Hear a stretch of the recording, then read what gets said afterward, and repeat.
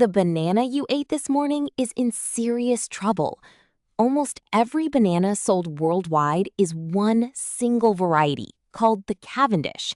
And right now, a deadly fungus is spreading across banana farms, killing entire plantations one by one. Here is the strange part. Bananas do not grow from seeds.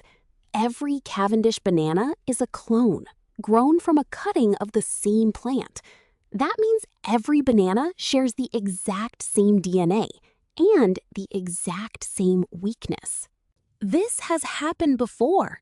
Until the 1960s, the world ate a different banana called the Gros Michel. It was sweeter and creamier. Then a fungus called Panama disease wiped it out completely, and the Cavendish replaced it. Now, history is repeating itself. A new strain called Tropical Race 4 attacks the Cavendish through the soil.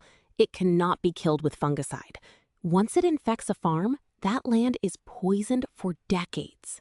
The fungus is already in Asia, Africa, Australia, and South America. It spreads on boots, on trucks, and on shipping containers. Banana exports are a $25 billion industry, and millions of farmers depend on this single crop.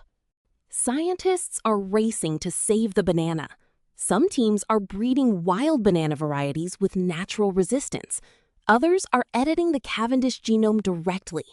The question is simple.